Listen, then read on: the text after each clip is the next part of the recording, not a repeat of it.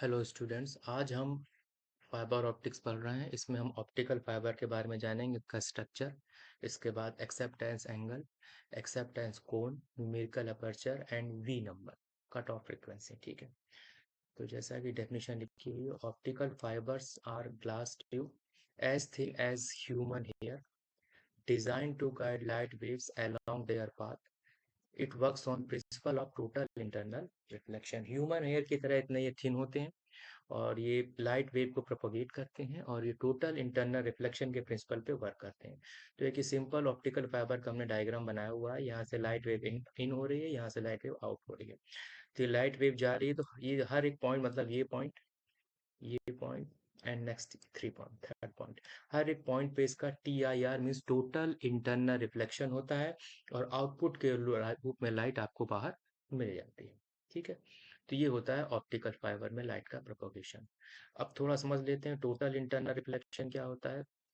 ये हमने डायग्राम बनाया, ये डेंस मीडियम हो गया और ये रेयर मीडियम हो गया। ठीक है, लाइट जब डेंस टू रेयर मीडियम आती है तभी उसका TIR हो सकता है। तो ये डेंस मीडियम हो गया, एंगल आई हो गया और ये एंगल आर हो गया। ठीक है, अब एंगल ऑफ इंसिडेंस को हम इतना बढ़ाते हैं कि एक ऐसी कंडीशन आती है when angle of R becomes 90 degree. तो जब ये जो 90 डिग्री मीन्स ये जो लाइट, ये जो जा रही है, ये लाइट आपकी ऐसे आई और आर आपका ऐसे हो जाता है। ये तो ये आर की वैल्यू क्या हो जाती है उस कंडीशन में, 90 डिग्री हो जाती है। तो ऐसी condition when angle of refraction r becomes 90 degree, then I is called the critical angle. I की वैल्यू क्या हो जाएगी, c के इक्वल हो जाएगी। ठीक है, तो याद रखिएगा, when angle of incidence becomes angle of critical, then angle of refraction r becomes 90 degree. ठीक है, ये कंडीशन को याद रखिएगा। इसको इरेज कर देते हैं आगे के लिए। अब इसके बाद हमें क्या करना है कि अगर इसके बाद हम एंगल ऑफ इंसिडेंस को और बढ़ाते हैं ग्रेटर देन क्रिटिकल एंगल, तो लाइट जो है वापस डेंस मीडियम में रिफ्लेक्ट हो जाती है, वो रेयर मीडियम में नहीं जाती है। तो यही कंडीशन आपकी क्या कहलाती है, टोटल इंटरनल रिफ्लेक्शन, जिसको शॉर्ट फॉर्म में हम लोग TIR कहते हैं। ठीक है, चलिए स्ट्रक्चर ऑफ फाइबर देखते हैं। ये तीन हमने बनाए हुए हैं। इनर मोस्ट पार्ट को कोर है, क्लैडिंग है एंड आउटर शीथ है। तो हमने ये एक डायमीटर दिए हुए हैं, ये कोई फिक्स डायमीटर नहीं है, ये हमने एक रेंज ले ली है, बस जरूरी फिक्स नहीं है कि यही डायमीटर होगा। ठीक है, तो कोर का डायमीटर हमने 50 माइक्रोमीटर लिया है, क्लैडिंग का 125 एंड शीट का 150 माइक्रोमीटर। कोर जो होता है इनर मोस्ट पार्ट होता है, क्लैडिंग उसके बाद का पार्ट होता है। ठीक है, कोर जो होता है, इसका रिफ्रैक्टिव इंडेक्स को हम लोग यहाँ पे अपने डेरिवेशन में n1 से डिनोट करेंगे और क्लैडिंग जो है इसके रिफ्रैक्टिव इंडेक्स को हम लोग n2 से डिनोट करेंगे, याद रखिएगा डेरिवेशन में। तो n1 की वैल्यू हमेशा याद रखिएगा, n1 is always greater than n2। क्यों? क्योंकि कोर का रिफ्रैक्टिव इंडेक्स हमेशा क्लैडिंग से ज्यादा रहेगा। क्यों? क्योंकि लाइट हमें सबसे पहले कोर में जाएगी, देन वो क्लैडिंग में एंटर करेगी। तो ताकि dense to rare medium provide हो सके और लाइट का TIR टोटल इंटरनल रिफ्लेक्शन हो, इसलिए कोर का रिफ्रैक्टिव इंडेक्स हमेशा क्लैडिंग से ज्यादा रखते हैं। ठीक है, याद रखिएगा, कोर का रिफ्रैक्टिव इंडेक्स n1 से डिनोट करेंगे और क्लैडिंग का n2 से। आइए देख लेते हैं। The innermost region is light guiding region known as core. The core is surrounded by a coaxial region known as cladding. The refractive index of core means n1 is always greater than refractive index of cladding means n2. n1 is greater than n2. The outermost part is known as sheath. इसका कुछ और name भी हो सकता है, fix नहीं कि sheath ही name हो। It protects from moisture and other contamination from the environment. इसका काम है कोई भी प्रोटेक्ट करना, कोर एंड क्लैडिंग। ठीक है, चलिए अब आगे देखते हैं। एक्सेप्टेंस एंगल, एक्सेप्टेंस एंगल को देख लेते हैं। आइए, डेफिनेशन आपको सामने दिख रही है, देखिए डेफिनेशन पढ़िए तक आप लोग। ये है एक्सेप्टेंस एंगल की डेफिनेशन। ये एक्सेप्टेंस एंगल है, the maximum value of angle of incidence is called the acceptance angle. Therefore, theta not equal to ये वैल्यू है sin theta sin inverse under root n1 square minus n2 square upon n0. n1 refractive index of core जैसा मैंने पहले बताया था, n2 refractive index of cladding and n0 is refractive index of launching zone. Means जिस zone से light optical fibre में enter करती है वो लॉन्चिंग जोन कहलाएगा. ये एयर भी हो सकता है, वाटर भी. ज्यादातर केस में हम एयर ही लेते हैं, तो एन नॉट की वैल्यू 1 रहेगी. याद रखिएगा n1 is greater than n2. ठीक, आगे बढ़ते हैं, डेरिवेशन देखते हैं. ये डायग्राम है, ये अंदर का पार्ट है कोर, इसके बाहर का है ये क्लैडिंग. क्लैडिंग का n2 है रिफ्रैक्टिव इंडेक्स, कोर का n1 रिफ्रैक्टिव इंडेक्स है. ये जो बीच में डैश वाली लाइन दिख रही है ये known as the fibre axis. ठीक है, n1 is greater than n2. तो लाइट देखिए एंटर कर रही है, एंगल ऑफ इंसिडेंस है आपका theta I, angle of incidence हमने लिया है theta I, angle of refraction theta R है, और थीटा आई है यहाँ पे जो रिफ्रैक्टिव इंडेक्स है लॉन्चिंग जोन का हमने एन नॉट लिया है. जहाँ लाइट एंटर कर रही है सबसे पहले कोर में एंटर करेगी, n1 है रिफ्रैक्टिव इंडेक्स. यहाँ का जो एंगल है बन रहा है थीटा आर. थीटा आर को ध्यान रखिए और n1 को ध्यान रखिए. ठीक है, यहाँ थीटा आई एंगल बन रहा है और रिफ्रैक्टिव इंडेक्स क्या बन रहा है एन. ठीक है, अभी हमें केवल यही देखना है. तो लाइट एन नॉट मीडियम से n1 मीडियम में जा रही है, सबसे पहले कोर पे जा रही है, इस पॉइंट पे इंसिडेंट होती है. ये जो एंगल है ग्रेटर देन क्रिटिकल एंगल है, इसलिए लाइट वापस कोर में रिफ्लेक्ट हो जाती है और फाइनली यहाँ से ऐसे बाहर निकल जाएगी. तो आइए पहले डेरिवेशन करने के लिए हम दो मीडियम लेते हैं. N nought medium angle theta I, core का n1 रिफ्रैक्टिव इंडेक्स वाला मीडियम एंगल थीटा आर. तो इन दोनों मीडियम के लिए हम लोग स्नेल्स लॉ को अप्लाई करते हैं. तो एन नॉट के साथ थीटा आई लेंगे और n1 के साथ थीटा आई लेंगे. तो देखिए N nought sine theta I equal to n1 sine theta. तो साइन थीटा आई की वैल्यू मिल गई n1 upon N nought sine theta R. ठीक है, इसको हमने इक्वेशन नंबर 1 डाल दिया. तो ये हो गया. अब बाकी सब चीजों को रेस कर देते हैं, समझने के लिए हटा देते हैं ताकि आगे समझ सकें. ठीक है, अब आगे देखिए, अब हम लेते हैं ट्राइंगल ए बी सी. देखिए ये बी, ये सी, ये सी, ये बी है और ये सी है. हो सकता है आपको नहीं दिख रहा हो, ये ए है. इन ट्राइंगल एबीसी में देखिए थीटा आर और फाई कितने, ये दोनों बिकम्स 90 डिग्री इसके इक्वल होंगे. Theta R plus phi equal 90 degree. In triangle ABC theta R plus phi equal to 90 degree हो गया. तो थीटा आर की वैल्यू 90 माइनस फाइव, वो taking sine both side. Sine लेंगे तो साइन थीटा आर की वैल्यू हो जाएगी साइन 90 माइनस फाइव, मी बिकम्स कॉस फाइव. तो साइन थीटा आर की जगह हम क्या रख देंगे, cos five. Putting the above value in equation 1, इसमें रख दीजिए यहाँ पर, ये कॉस फाइव हो जाएगा. तो हमें कहाँ मिला ये, sine theta equal to n1 upon n not cos phi, ये आपको मिल गया. ठीक, अब आगे बढ़ते हैं. चलिए इस बाकी डायग्राम को रेस कर देते हैं. ये जो है हटा देते हैं इसको.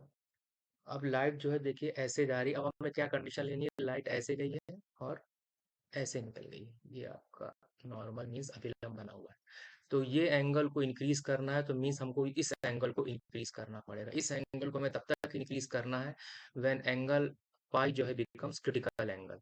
ठीक है, तो इसलिए हमने यहाँ पे ले लिया है, कहाँ गया ये, theta equal to theta I maximum means maximum value of angle of incidence, phi equal to phi C critical angle. ये दोनों वैल्यू आप यहाँ पे पुट करती रहिए आपका आ गया.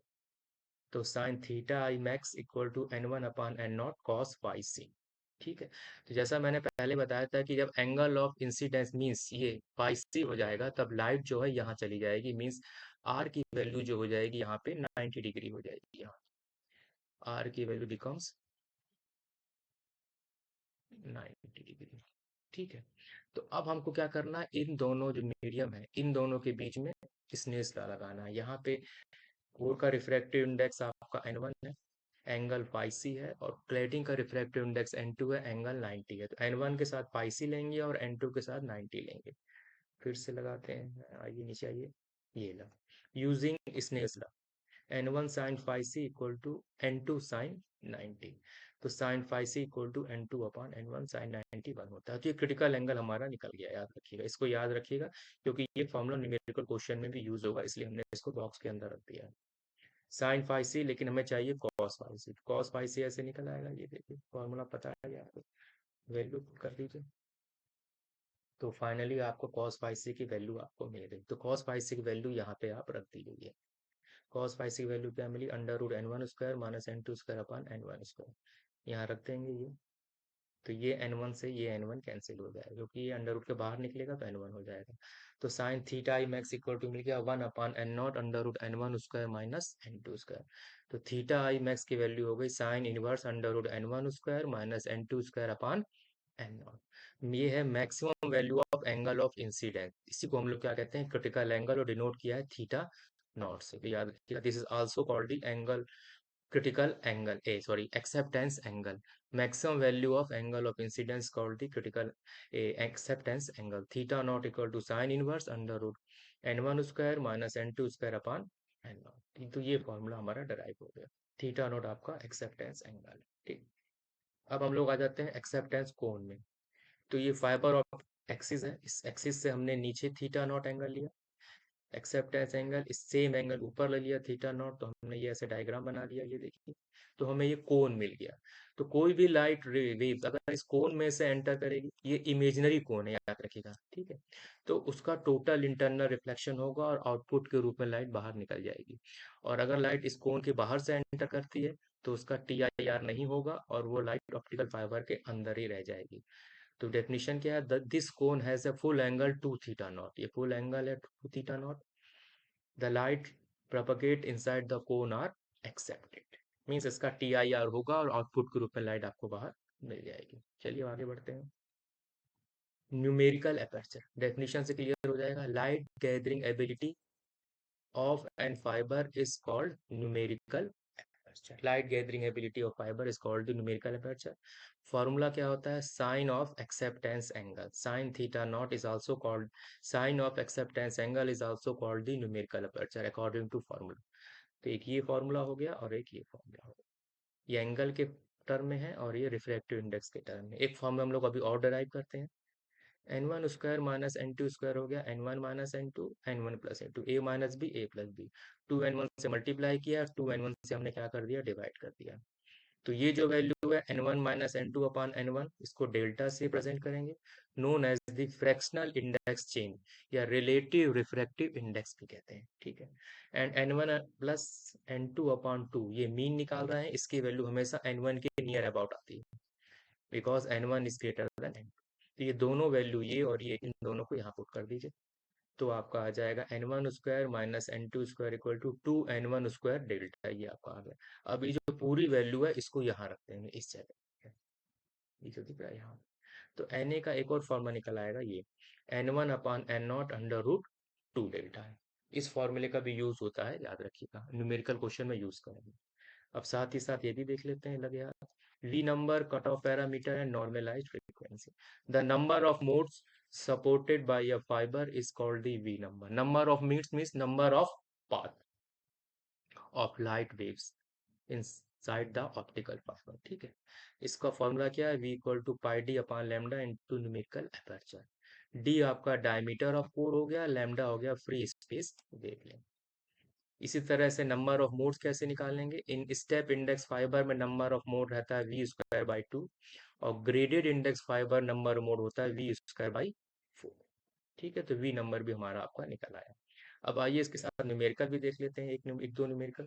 Determine acceptance angle N and critical angle of fibre if refractive index of core and cladding is 1.5 naught and 1.45।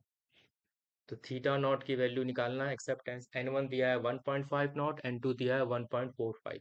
इसमें n नॉट नहीं दिया, उसकी वैल्यू हम लोग 1 ले लेंगे। तो theta naught equal to sine inverse under root 1.50 का स्क्वायर माइनस 1.45 का स्क्वायर अपॉन 1। इस तरह से हमारा थीटा नॉट आ गया 22.58 डिग्री, ठीक है। ये देखिए, क्रिटिकल एंगल निकालना है तो फाई से इक्वल टू यहाँ पे साइन इनवर्स आएगा, sine inverse n2 upon n1, ठीक है। तो फाइव सी इक्वल टू आ गया साइन इनवर्स 0.96। तो फाइव सी की वैल्यू मिल गई 75.76 डिग्री। आइए अब दूसरा देख लेते हैं। Glass fibre is made with core glass of index 1.5 to give fractional index difference of 0.005, calculate cladding index, critical angle N A. N one दिया है 1.5, delta 0.005 N naught equal to 1, तो एन ए निकालेंगे हम लोग, N one upon N naught under root 2 delta, तो यहाँ रख दीजिए वैल्यू, तो आपका एन ए निकल आएगा।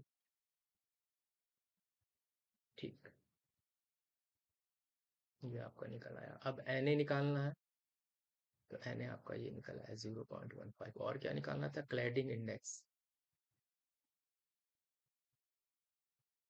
एन टू हमारा 1.414। क्रिटिकल एंगल निकालना है, तो sine inverse N two upon N one, तो 1.414 अपॉन 1.5, तो क्रिटिकल एंगल निकला है 70.50 डिग्री। तो इस तरह से ये न्यूमेरिकल भी आपका सॉल्व हो गया।